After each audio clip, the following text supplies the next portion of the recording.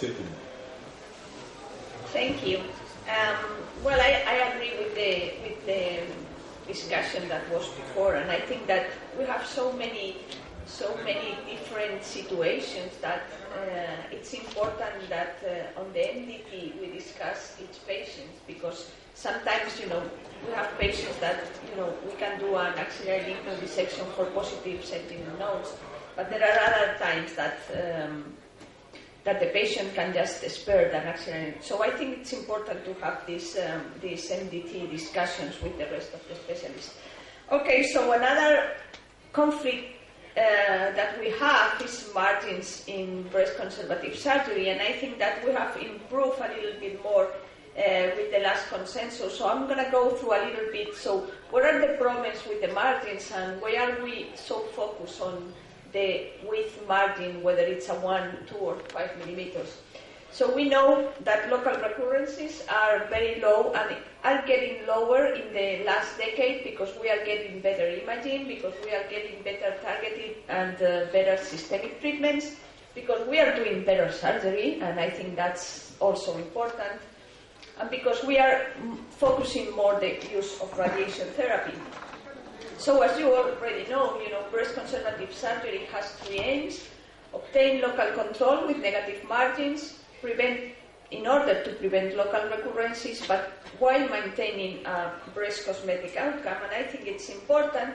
So the rationale for obtaining negative margins is because it will impact in local survival, and in the last years we have seen that it has also impacted in survival, not only in local recurrences, and we know that from the Oxford overview, where they report that for 4 local recurrences that were avoided at year 5, there was 1 death that was avoided at year 15. So it seems that local recurrence is important in terms of survival also. So I'm just going to go through a little bit. So why are we doing re-excision on these patients and the variability in what is an adequate margin? A little bit about pathology, just to to see that pathology is not also a perfect study when they do it. That local recurrences is affected by other things than only surgery, and then the consensus and the guidelines. So there is a variability in what we consider an adequate margin, and this is a study that was done in the States, where they study in all patients with breast conservative surgery how many of them get a re-excision, and as you can see here, almost all above the States, almost 1/4 of the patients got a re-excision when a breast conservative surgery was done, and this was proportional inversion to the age. So patients who were younger get more re-excision rates. But same things happen in Europe, and this is a study done in UK, where you can see that those surgeons who they compare the number of cases that the surgeons do with the wide margin that they need, and they saw that surgeons who do more than 50 cases a year don't need more than 1 millimeter margin in their re-excision rate. So we know that lumpectomy specimen margins do not reliable on what are we leaving behind in the breast. So we cannot tell if we are leaving residual disease, whether we have a close or a positive margin. And these are some studies where they study how much residual disease do we have in the breast when we do re-excisions for close and positive margins. And as you can see here, in almost all of the studies, around 25% of the patients still has tumor when we do a re-excision on them.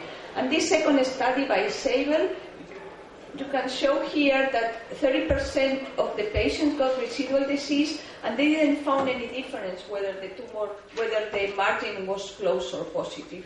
So this thing on the width margin, it's something that it's been going on for years, but also we know that we are leaving residual disease in the breast.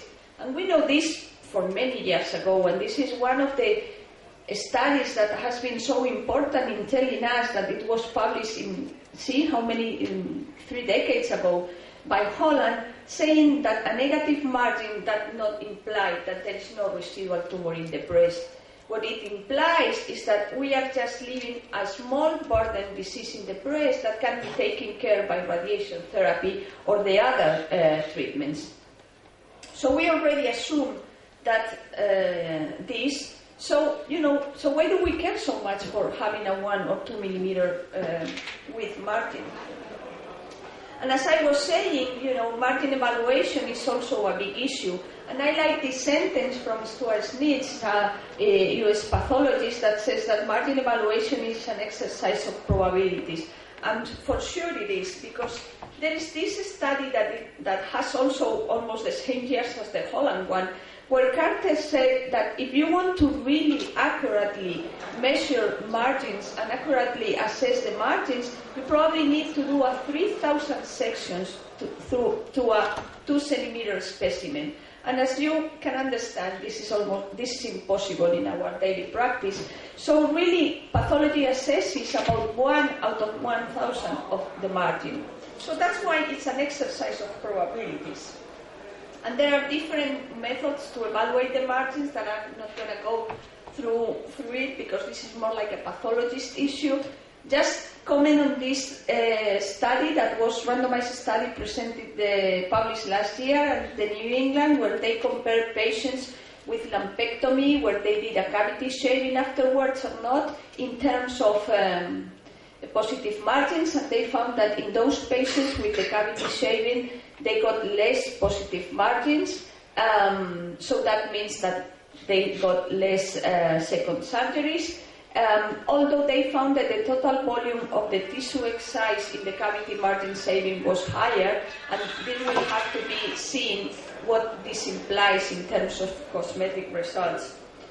And I like to put this study that, as you can see, it's also an old study, but this is what is called the pancake phenomenon.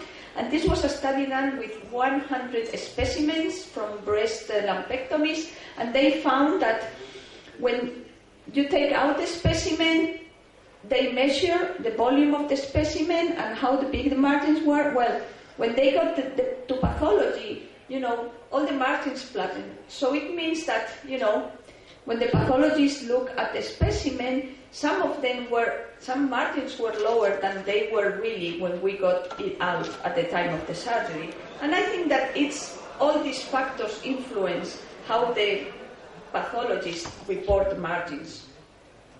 And also another important issue is how do we mark the lumpectomy specimen?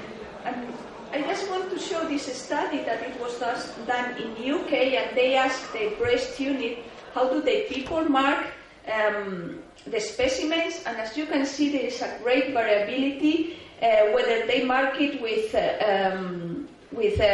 clips or with stitches, with one stitch superior, long lateral, 3, 4 different, even though there were some breast units that didn't have a protocol for that. And I think that it's important that we just, communicate with our pathologists and have a protocol of marking the specimen so we are all aware of which margin is which. We are doing a study trying to find out if coloring with black ink the specimen or with multiple inking, it will help us determine which margin, because in our daily practice, you just take out you do the lumpectomy, and you think that you examine macroscopically the tumor before sending it to the pathologist, and you think that maybe one of the margins is close, but then the pathology called back and said that it's another margin. So we are trying to do this to see if we agree with the pathologist in which margin is closer in macroscopic study. Well, we are still doing the study, so I will just tell you what are the results. But what is important is that every breast unit need to adopt an intraoperative marking protocol, because also even inking the tumor can make you confused. You can see here that sometimes the ink go inside the specimen, so it's difficult to see, which one is the real margin, the one with the red arrow or the one with the blue arrow, because the ink has gone into the adipose tissue. So I just want to I put all this just to tell you that when we talk to the pathologists, for them it's not always easy to tell us the real margins. But apart from the margin and from if we have a 1 or 2 or 5 millimeter margin, there are also other aspects that are important in local control. And these are what type of therapies the patient is having, biology, age, molecular subtype, and disease burden. And I think this is important because there are other, with the multimodal treatments, there are other treatments that will help to lower recurrences, and one of these is the radiation therapy. And this is an update of the BOOST trial with a median follow-up of 17 years, where they showed that in those patients who had a BOOST besides the whole breast irradiation, although they didn't find any differences in long-term survival, they found that those patients has lower recurrences, and this was more important in patients who were younger than in those who were older. And also systemic treatment. This is a review from the NSABP studies where they show, and as you can see here, that a 10-year ipsilateral breast tumor recurrences is low when the patients receive systemic treatment. So, in terms of local recurrences, margins are not only important, but also radiation therapy and systemic treatment. And also, since 2000, when Peru described these molecular subtypes of breast cancer, we have found out that there are some subtypes that has increased local recurrences, and those are those patients with triple-negative breast cancer and those patients with HER2-positive tumors. But we have found out that these patients will have an increased risk of local recurrences, whether they have breast conservative surgery or mastectomy. So this is more like the biology of the tumor than the type of surgery that we do. So with all this in mind, the last year, in 2014, we get this consensus between the Society of Surgical Oncology and the American Society of Radiation Oncology, and they review all retrospective studies, and mainly based on a meta-analysis done by Husami that studied 33 studies, and they found that when we call negative margins no income tumor, it was enough to consider a negative margin in breast conservative surgery, because they found that increasing that width margin with 1, 2, or 5 millimeters didn't influence the local recurrences. So the odds of having a local recurrence was not increased comparing the width of the margins. And I think this was an important consensus that was achieved, and that helped us a little bit to more reduce the re-excision rates. But this consensus, and we need to keep this in mind, is only for stage 1 and 2 breast cancer, when patients are receiving whole breast irradiation, when there is no pure DCIS or no neoadjuvant treatment. So this is just in the adjuvant setting. And of course, the consensus has its limitations, and like every study, we can discuss everything. We can discuss how the data is analyzed, because depending on when and how and by, it can differ. One could also argue that there is a weak data for supporting no income tumor, but there is also weak data for supporting leaving 1 or 2 millimeters of tumor. What we really know is that positive margins are unacceptable. And there are also some ways to achieve negative margins, and we as surgeons, need to be aware of that in terms of reducing the need for re-excision for our patients. And those are intraoperative ultrasound, that I will talk a little in the next talk, roll using seeds for non-palpable tumors, and radiofrequency ablation of margins, that I will just point a little bit out, and other new methods for margin evaluation that do happen in here, and some of them are still experimental, and some of them has already been published. About radiofrequency ablation, this was started by Susan Klimber many years ago, and what they started doing is that they used the radiofrequency ablation not for the tumor by itself, but for the cavity. So they took out the tumor and they do radiofrequency ablation on the margins. Well, they found that, it will reduce the need for re-excision for close of focally positive breast cancer patients. So we just did a study doing this technique, and as you can see here, we just take out the tumor, and then we just place the probe of the radiofrequency ablation, and we do it on the cavity. And we found out with the 20 patients that in 31% of the patients, we didn't need to get back the patient to the OR for a second surgery, because with the radiofrequency ablation we get enough margins. And also there is another issue when we do oncoplastic surgery, and you know that in Europe oncoplastic surgery is becoming like a big issue, not as much in the States.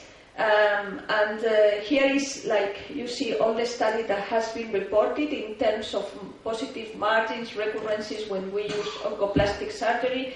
And it's difficult when we report results with the oncoplastic, because there are so many different techniques that it's difficult to put them all together in the different situations.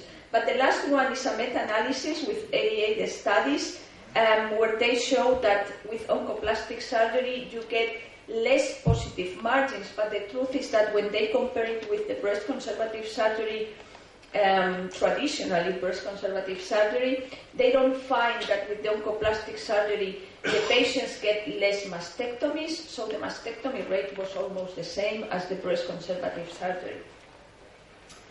So these are, I think, the factors that we need to consider when we are in assessing the adequacy of the excision and whether a patient needs a re-excision or not. And I think it's important to know which margin is close. It's not the same thing. Anterior or posterior margins are not the same as the rest of the margins. Whether the patient has extensive DCIS, I think it's also important in terms of margin width, the extent of the disease near the margin, whether the patient is receiving systemic treatment or a boost, and the biology of the tumor. And I think that since the consensus, there has been 2 or 3 publications where they have seen that there is a practice changing in the rates of re-excision of breast surgeons after the consensus. And I think it's important to understand with the consensus that there are many patients with a close margin 1 millimeter that do not need a re-excision because they will be fine. But there are other patients with close margins that we need still to evaluate whether we need to do a re-excision. And I think these are some of the factors that we need to take into account. So I think margin still matters. No tumor on ink plus radiation therapy plus systemic therapy reduces the local recurrences. Pathologic processing, as we have seen, has some limitations. And re-excision on a patient, it's always increased cost, increased complications, get worse cosmetic results, and then, patients are more unsatisfied with these results. So I should say that is the excisional margin important in breast cancer? And I think it's still important margins for surgeons, but, generally I don't think margin width is so important in breast cancer treatment as it was before. And I just want to invite all of you to the ESO Nest meeting that it's going to be in Krakow in September this year, so you are all welcome to go there. And I think I will take questions for margins before, because the next talk is about intraoperative ultrasound. So. Yes, if you have questions, please. Yes. Why do we accept sometimes positive notes to be with by radiotherapy, but not positive margin for the breast? I mean, minimal positive margin. Okay, that's a good question. I accept not to do an axillary lymph node dissection when I get towards 1 or 2 positive nodes, and if the patient fulfills the criteria of the C11, because we have these studies that have shown that there is no difference in survival in those patients, okay? Because the axillary recurrences in those patients are almost the same, with no significant difference as doing an axillary lymph node dissection. In the terms of positive margins, we know that positive margins increase local recurrences, and that's something that it's proven. And we know that if the increase in local recurrences are higher than 10%, then this will impact on survival. So I think that, it's a different situation, and I think that we as surgeons can decrease this rate of positive margins. And it's mostly because, we have all these studies that says that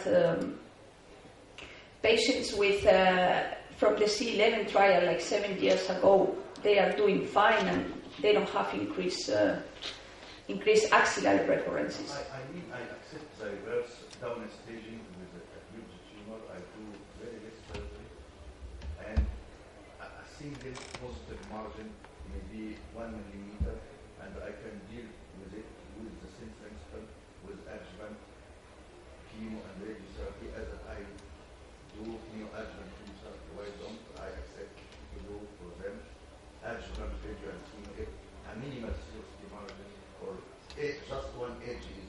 Well, I think that when we talk about positive margins, and every patient is a different situation, but I think that when we talk about positive margins, we talk about patients who had a tumor that is touching the margin in more than one margin. Focally positive margin in an anterior margin, focally positive margin, you can discuss, see what is the tumor, see if it has extensive DCIS, see if the patient is old or young, and see other factors. So I think that when we talk about positive margins, we really talk about all margins are positive or a huge extension of margins, because in those cases we know that the residual disease is high in the breast. If you want to have a close margin or a positive margin on the leaf, do you routinely remove a part of the pectoralis muscle? This is number one. And number two, you routinely depend on assessment of the margin on basis of frozen section.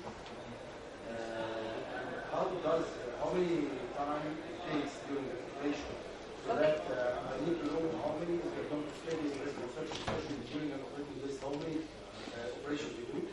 And last question, you have experience with scratch cytology of the margins, you assess the margin by scratch cytology? Yes. Okay, so I'm going to answer the second question first. So we usually don't do frozen or scratch cytology intraoperatively. We send the specimen fresh for the pathology to ink the margins and see macroscopically how the margins are, okay? If they have any doubt that one of the margins has something that they are not sure whether it's tumor or not, then they probably do a frozen or a scratch cytology on that margin, but that's something that it's very punctual. I mean, they usually just ink the tumor, open the tumor, see macroscopically and tell us, the external margin is 2 millimeters, then we probably, do intraoperative, we just open it. But we don't do frozen section on the margins because I think it's very long, they take a long time. There are many tissue artifacts that sometimes they cannot tell you, so we don't do that. So we just do macroscopic assessment, okay? What way microscopic? Macroscopic, yeah. The pathology just do macroscopic. Yes, they are. We send the specimen, the pathologist ink it, they open it, and they look macroscopic only by rule and by looking. And if they see that something is wrong in one of the margins, or they see some fibrosis, or they are not sure, they do a frozen on that margin. But not generally do the rest. If you have enough margin, more than 1 millimeter, you don't do any pathological examination, frozen or scrubbing? No, we don't. 1 millimeter? Well, we don't, usually it's like 5 millimeters. Yes. If it is less than 5 millimeter, you go for pathological assessment. Yes. But macroscopically, you cannot do frozen on the margins like routinely because it takes forever. You go for microscopic if it is less than 5 millimeter.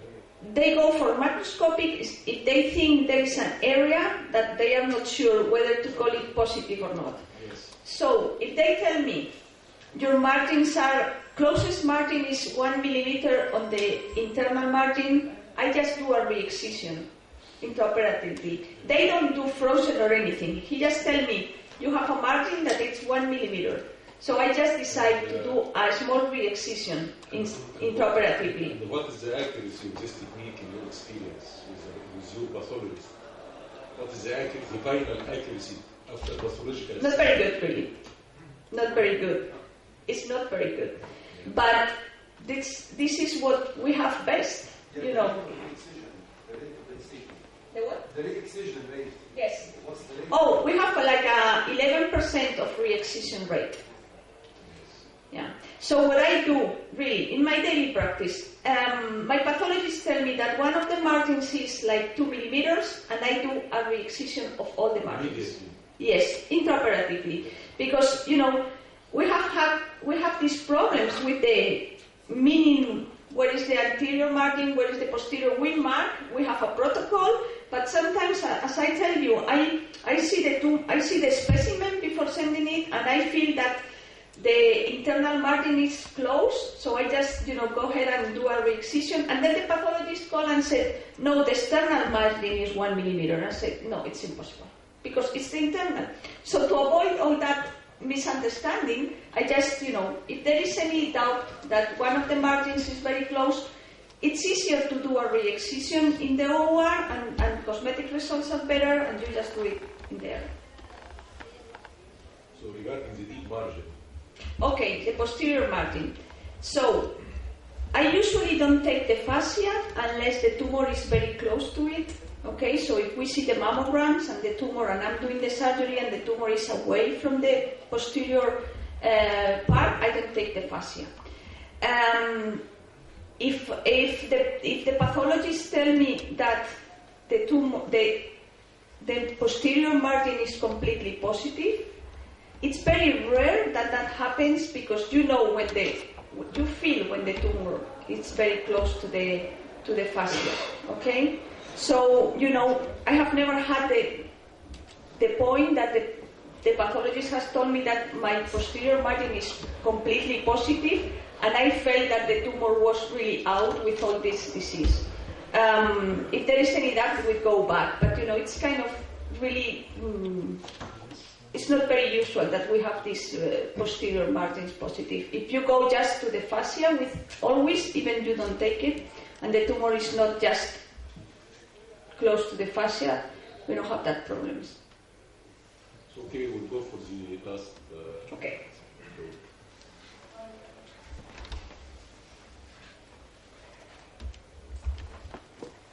So now we are becoming friends, because we've been here like for so many hours. Okay. So now I'm gonna just finishing this lecture for. Talking about intraoperative ultrasound, and this is in the adjuvant and in the neoadjuvant setting, and we've seen that with all these screening programs we are finding more and more non-palpable lesions, and we have to find a way of taking them out, because the wire localization that it's been there forever can have some drawbacks, and patients don't like it. You have to coordinate with radiology when they are putting the needle on. You can miss if it's very small nodule or very small microcalcifications, and margins can be positive up to 75% from the old studies. So what are the advantages?